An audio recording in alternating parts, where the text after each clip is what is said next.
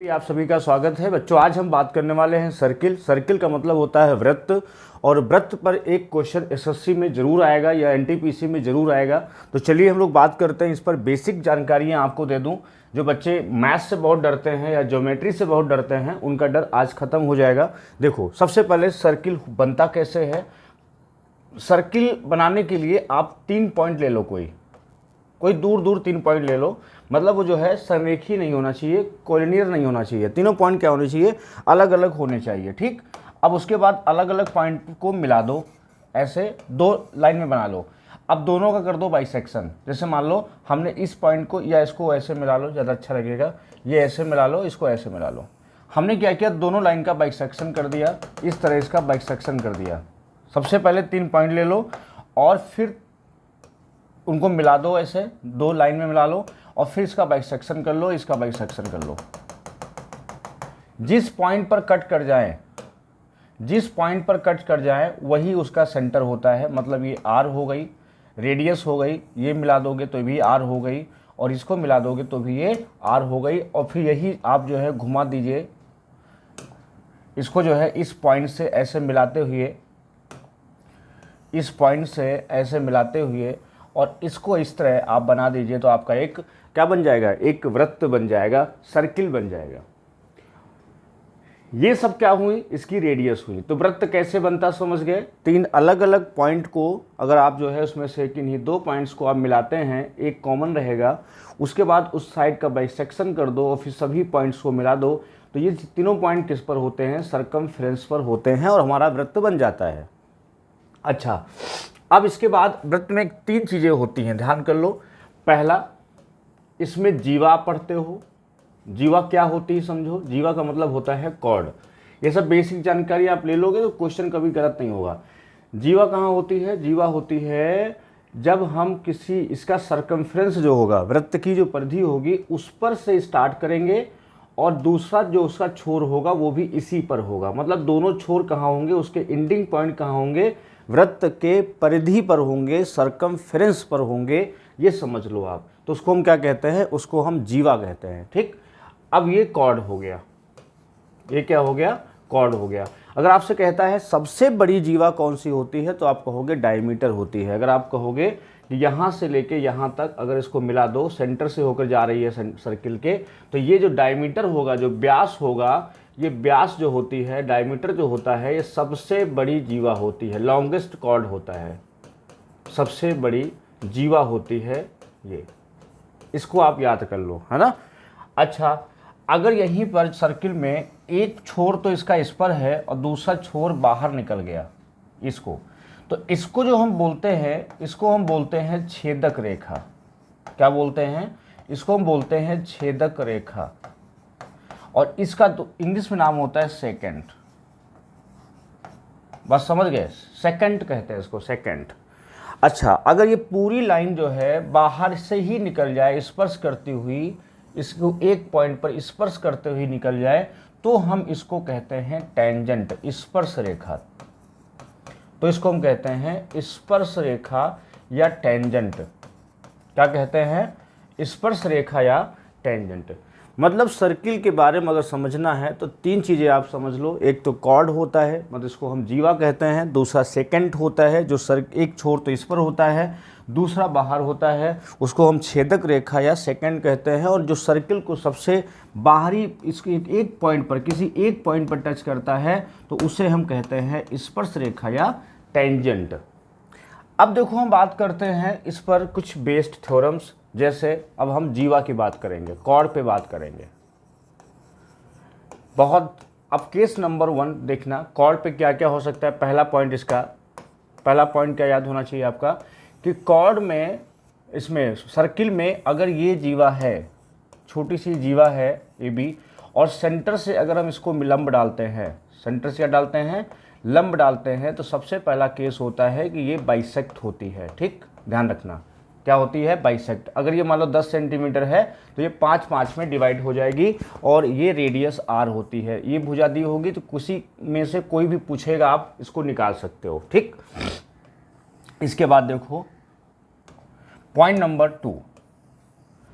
इसके बाद जब हम बात करते हैं, तो ये जो सर्किल है, अगर ये इसका जीवा सेंटर से होके जा रही है तो इसका कहीं पर भी एंगल बनाओगे आप, वो 90 डिग्री बनता है। इसको लिख लो आप, किधर भी बनाओ, इधर बनाओगे तो भी कितना बनेगा, तो भी 90 बनेगा।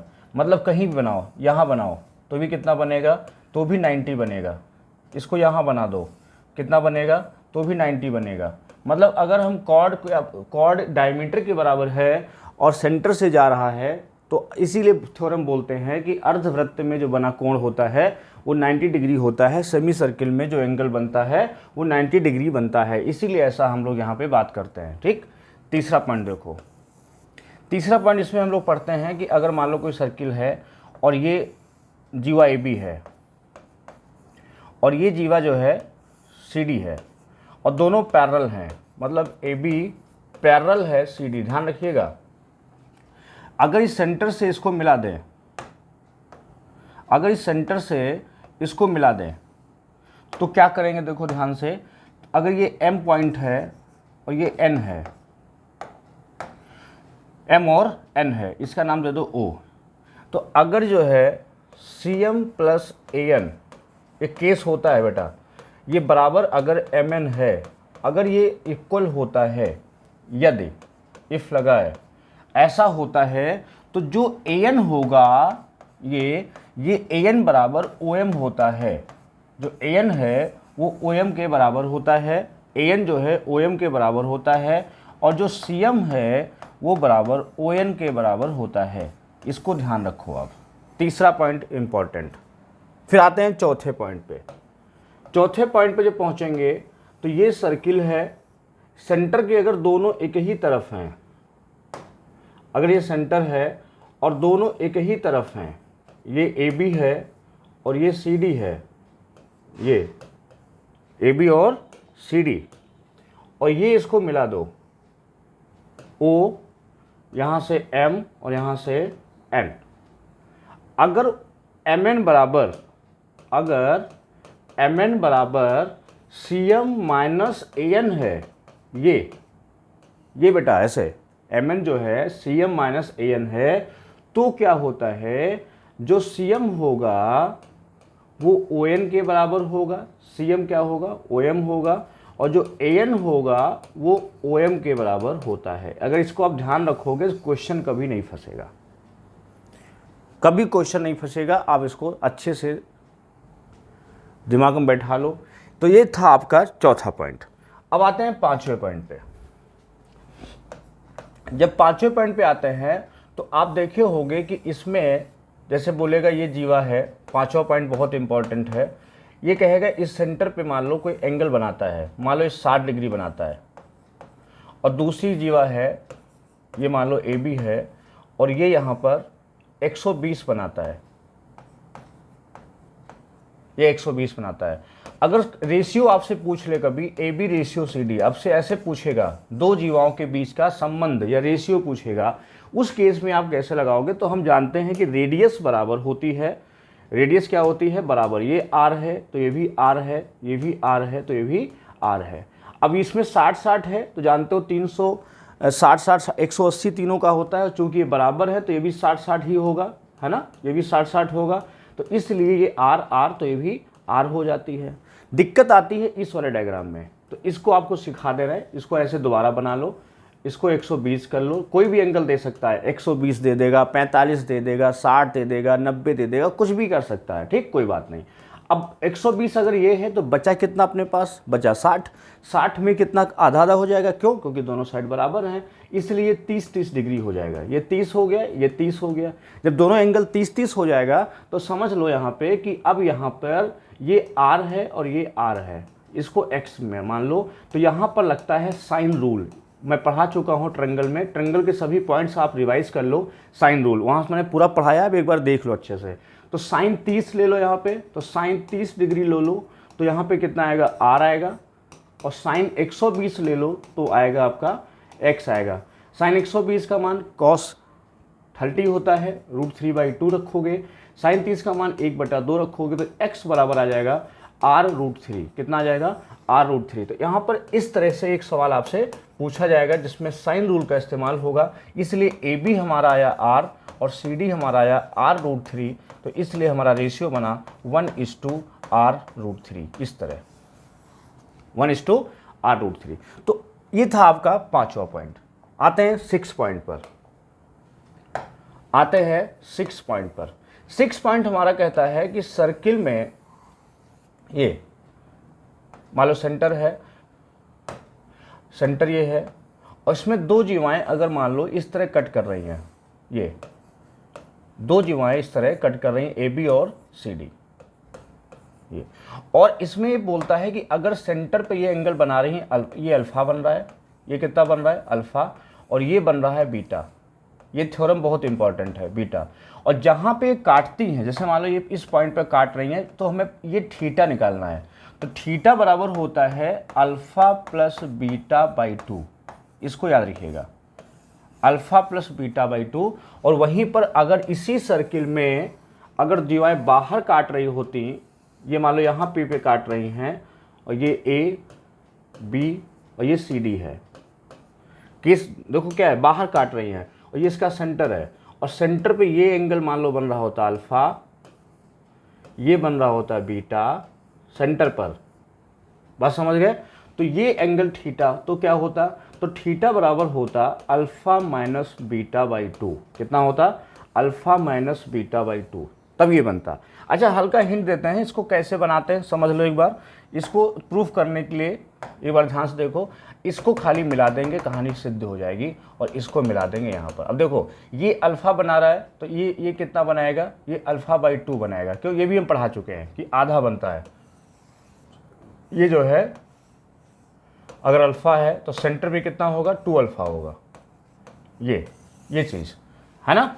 तो अब यहाँ देखो ये अल्फा है तो अल्फा बाई 2, ऐसे ही बीटा है तो ये कितना बनेगा, बीटा बाई 2 बनेगा। और ये थीटा बाहरी कोण है, कभी कोई त्रिभुज में अगर बाहरी कोण, ये अल्फा बाई 2 है, ध्यान से देखो, अगर ये बीटा बाई 2 है और ये थीटा है, तो थीटा कितना होना चाहिए, अल्फा बाई 2 और प्लस बीटा बाई 2, इसलिए आपका ये वाला फॉर्मूला बन जाता है। तो 6 पॉइंट भी बच्चों आपका तैयार हो गया। बात करते हैं 7 पॉइंट की। 7 पॉइंट में क्या होगा, इसमें सर्किल होगा इस तरह, और वही बात करेगा, जीवाएं ही बोलेगा, 2 chords A B and C D क्या कहेगा, आपस में काट रही हैं, और ये सेंटर इसका ओ है मान लो। तो इसमें जो थ्योरम बनती है वो बनती है ओ ए इंटू ओ बी, आपने पढ़ रखा होगा, बराबर ओ सी इंटू ओ डी, ये बनती है, बस समझ गए। और वहीं पर अगर जीवाएं बाहर काट रही होती हैं, जैसे मान लो यहीं पे जीवाएं ये बाहर काट रही हैं, ये बाहर काट रही हैं ए बी और सी डी, और ओ पे काट रहा है, तो ये होती है ओ बी इंटू ओ ए बराबर ओ डी इंटू ओ सी। ये बाहर काट रही हैं, जब जीवाएं बाहर काटती हैं, यहाँ बाहर काट रही हैं, यहाँ अंदर काट रही हैं, 2 केस बन रहे हैं इसमें। अब ये क्यों होता है मैं एक प्रूफ करके बता दे रहा हूँ, पेपर में आप सिर्फ याद रखो कैसे होता है। देखो ये सेंटर इसका है, वो मान लो सेंटर इसका यहाँ पर है, बस समझ गए, या चलो इसी को समझाते हैं। देखो अब क्या करो, इसको मिला दो, इसको मिला दो, इसको मिला दो, और इसको मिला दो, सब मिला दिया मैंने। मिलाने के बाद देखो 2 त्रिभुज में देखो, यहाँ से इसके द्वारा ये एंगल जो बनेगा अल्फा बनेगा, या यहाँ से देखो ध्यान से, अगर हम इसको लेते हैं, इसको कॉर्ड को लेते हैं, तो इस कॉर्ड से अगर ये एंगल बनता है तो कितना बनेगा, ये अल्फा बनेगा इस कॉर्ड से, और ये भी कितना बनेगा, ये भी अल्फा बनेगा। क्यों, क्योंकि समान जो है किसी भी जीवा द्वारा एकांतर वृत्तखंड में, एक ही खंड में जो एंगल होते हैं वो समान होते हैं, ये चीज़ अब ध्यान रखना। तो इसमें देखो ये अल्फा है तो ये भी अल्फा हो गया, ऐसे ही जब इससे देखोगे तो ये भी बीटा बन जाएगा और ये भी बीटा बन जाएगा, और ये एंगल दोनों वर्टिकली अपोजिट है, बराबर होंगे। शीर्षाभिमुख कोण क्या होते हैं, जब 2 लाइनें ऐसे होती हैं तो इनको हम शीर्षाभिमुख कहते हैं, उल्टा है ना, शीर्षाभिमुख। अब देखो दोनों त्रिभुज कैसे हो गए, समरूप हो गए, और समरूप त्रिभुज की संगत भुजाएं क्या होती हैं, प्रोपोर्शनल होती हैं, समान अनुपात में होती हैं। देखो तब तो अल्फा के सामने क्या हो गया, ओ ए हो गया, यहाँ अल्फा के सामने क्या हो गया, ओ डी हो गया, बराबर यहाँ बीटा के सामने क्या हो गया, ओ सी हो गया, और यहाँ बीटा के सामने क्या हो गया, ओ बी हो गया। आप क्रॉस इंटू करो, ओ ए इंटू ओ बी बराबर ओ सी इंटू ओ डी बन गया। ये आपका था 7 पॉइंट। अब हम बात करते हैं 8वें पॉइंट की। 8वां पॉइंट भी आपका बहुत ही इंपॉर्टेंट है। देखो जैसे मान लो ये सर्किल है, जब कहेगा कि जीवाएं दोनों क्या होंगी, परपेंडिकुलर होंगी, जैसे ए बी और सी और डी, ये किस पर काटेंगी, ये जीरो पे, इसको पी नाम दे दो, ये पी है लेकिन इसका 90 डिग्री पे काट रही है और ये इसका सेंटर ओ है। क्लियर? तो इस केस में जब हम बात करते हैं तो आप जो है इसका नाम अगर P है, अगर हम रेडियस R निकालते हैं तो AP square plus PB square plus PD square plus PC square, इन सब पर रूट लगा दो इस तरह और अपान 2 कर दो। अगर डायमीटर पूछे तो आप इसका दुगना कर दो, 2R कर दो, खाली इतना लिख दो। बात समझ गए? और इसमें एक फार्मूला होता है, अगर ये रेडियस R है ना, ध्यान से पढ़ना, ये मेहनत जो है ख़राब नहीं होनी चाहिए, आपका सवाल नहीं फंसना चाहिए कभी। अगर हम ऐसे मिला देते हैं तो 8R स्क्वायर बराबर होता है AC square plus BC square is plus BD square plus AD square. ये 8R स्क्वायर के बराबर होता है। ये इसको याद कर लो, मोस्ट इंपॉर्टेंट है, एग्जाम में सवाल इस पे बन सकता है। क्लियर? तो ये आपका हो गया 8 पॉइंट। हम बात करते हैं इसके बाद 9 पॉइंट पर।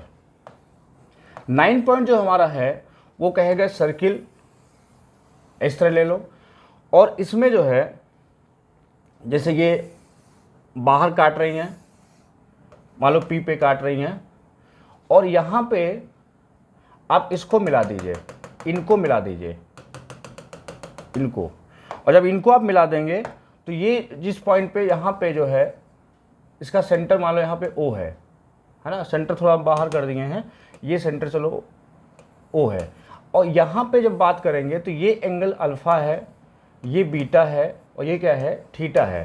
तो इस केस में अल्फ़ा बराबर होता है बीटा प्लस थीटा। क्या होता है? अल्फ़ा बराबर होता है बीटा प्लस थीटा। नहीं गड़बड़ हो गया, ये डायग्राम गड़बड़ हो गया।